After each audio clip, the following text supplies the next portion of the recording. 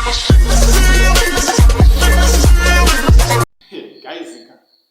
hands Clash of the Giants. Yeah, pakaipa. Padaitwa hiyo inonzi Clash of the Giants.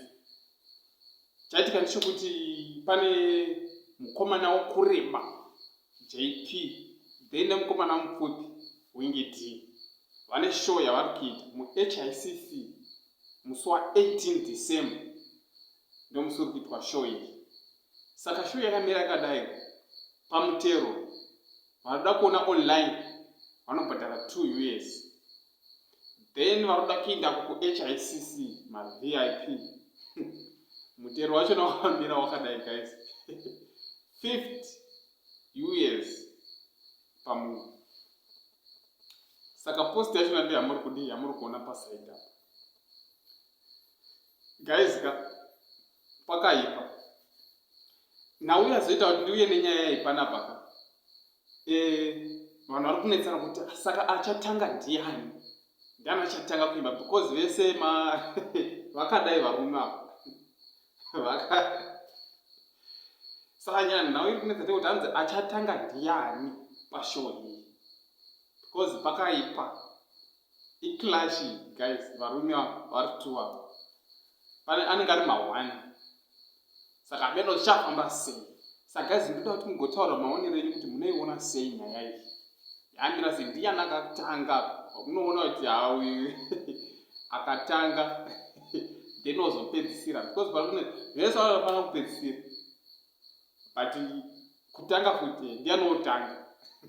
Zvandichaita guys, ndichakuverengerai macomments andauya nawo panapa. Comment yekutanga umwe atotanga nokutobvunza kuti achatanga ndiani, who will be stage warmer.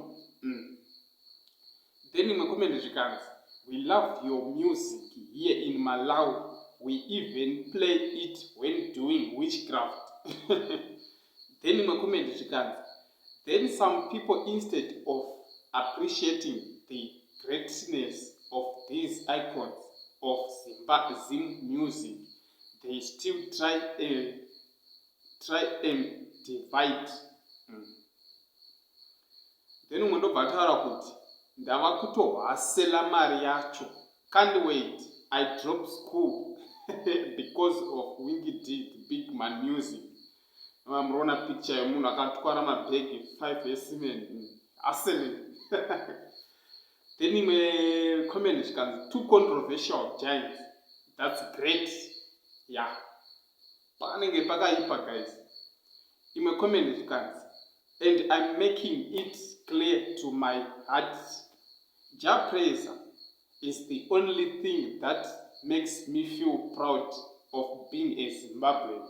Honestly, he is beyond compare, and who is star could outshine his. Kumahumbwe tovhaira fun. Hashtag kumahumbwe tovhaira fun. Ndemwe comment. Then imwe comment zvikanzi, excellent, a show not to miss. This is just what we needed to end our 2020. Thank you JP and Wingy D and Wingy. Tinotenga. Imwe comment zvikanzi, El Clasico, Barcelona all the way. Then umwe ndobva ataura kuti hondo yeminda versus anti-oppression. Pakaipa guys. Imwe comment zvikanzi, the president in action, lyrics on exhibition.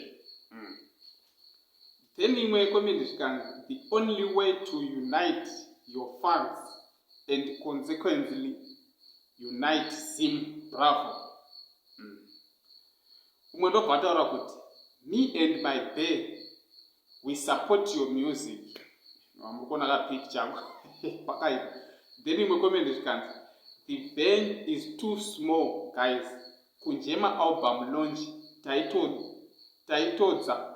taitadza kufema Glamis, Bo, Cause, JP and Wingy D, they are big. Umwe ndobva ataura kuti, I love the caption, best of both worlds.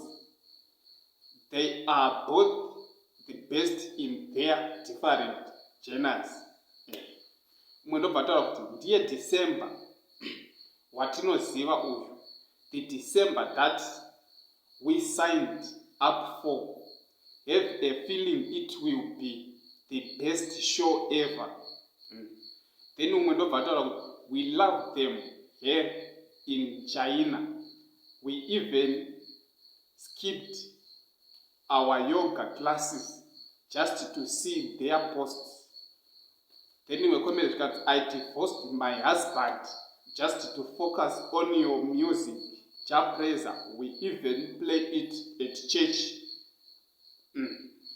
Ndo makoments andauya nawo panapa. Chiti guys, kana unoda kuita glimpse arinda moina makabata ka 50 wire, ka $50 wako. US. Ndai munohasila uchida kuona ako online 2 US yako. Yeah. Guys, ndo chandamukuya nacho guys, nchiti kune vese vasati vasubscribe. Guys, subscribe, like, then comment. Thank you guys. Blessed.